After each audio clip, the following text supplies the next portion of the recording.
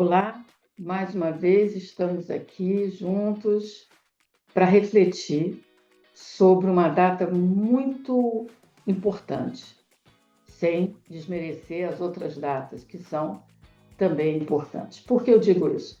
No dia 30 de julho, a Organização das Nações Unidas escolheu essa data para se refletir, se pensar sobre o tráfico internacional de pessoas. Esse é um crime reconhecido internacionalmente e nacionalmente. A primeira vez, e eu vou pedir hoje licença a vocês para ler alguns trechos para eu não me equivocar. É uma problemática que envolve diversos fatores econômicos, sociais, culturais, até a fuga de violência. E vejam bem, esse fenômeno ele não atinge somente ou exclusivamente pobres. Nesses últimos dias, a Espanha soltou, que essa é a verdade, 160 mulheres que estavam em cárcere privado, que tinham sido levadas para a Espanha e estavam sendo prostituídas. Por que isso acontece? Por que isso acontece?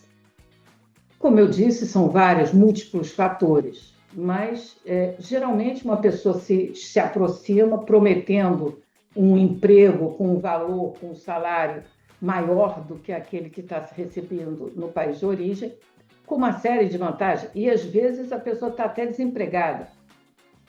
Então ela aceita essa proposta. São grupos extremamente organizados, com várias conexões e com uma promessa, como eu já disse, de uma melhor vida.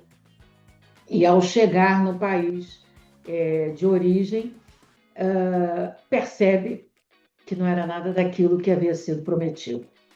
Então, dentro desse contexto, a Organização das Nações Unidas elegeu, como já havia dito, o dia 30 de julho, para a gente parar para pensar nisso. Entretanto, no início do século, esse não é um fenômeno novo. O que é mais preocupante é que é um fenômeno que persiste. Então, já foi constatada essa questão do tráfico internacional de pessoas desde o século XIX, mas a partir do século XX, as Nações Unidas, junto com demais países, ela promulgou uma convenção. E, para não incorrer em erro, permitam-me ler. É um marco normativo internacional chamado Protocolo de Palermo. A Convenção das Nações Unidas contra o Crime Organizado Transnacional, veja bem, crime organizado transnacional.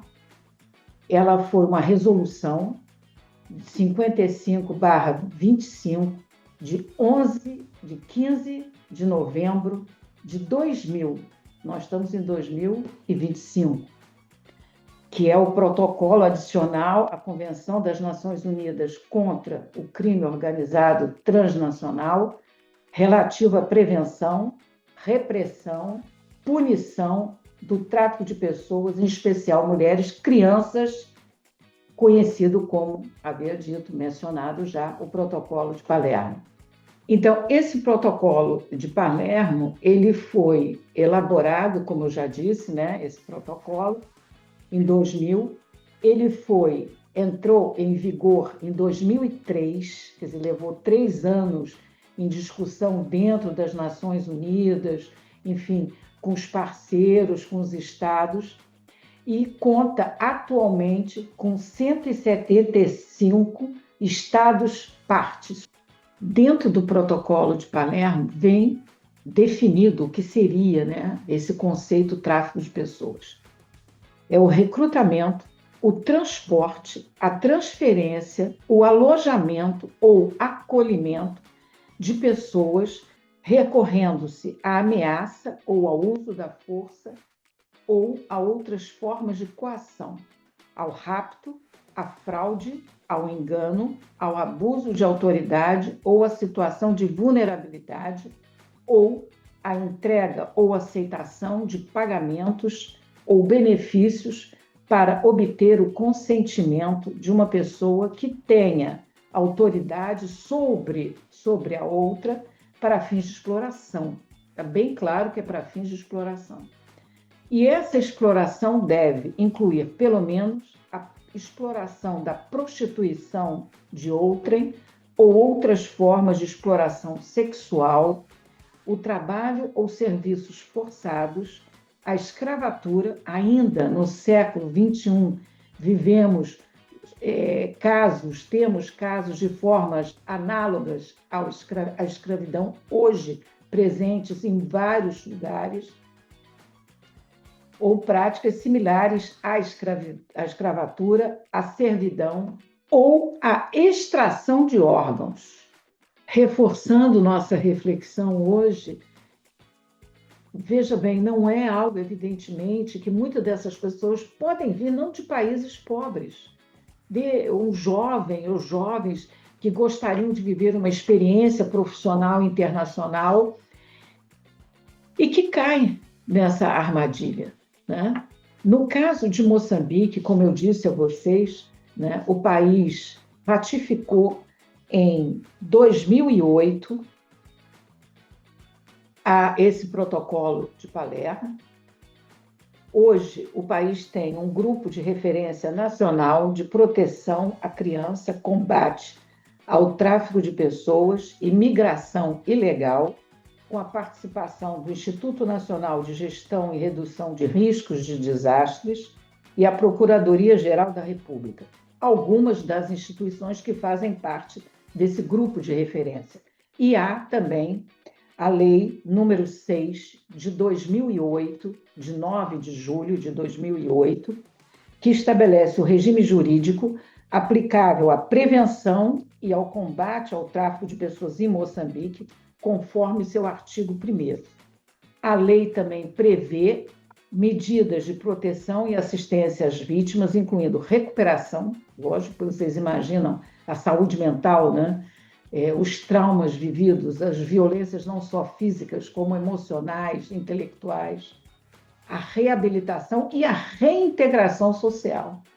Então, o país continua, Moçambique continua a ser ponto para recrutamento, apesar dessa lei, apesar do trabalho feito junto do governo, o país continua a ser ponto de recrutamento e trânsito de vítimas de tráfico de pessoas, entre as quais crianças, principal alvo da rede de crime.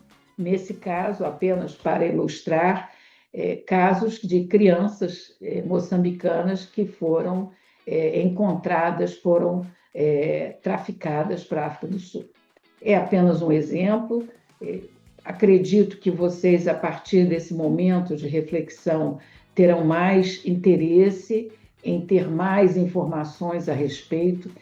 E nossa associação, que é o Centro de Direitos Humanos, Saúde e Sociedade, está aqui para qualquer esclarecimento e até mesmo orientação.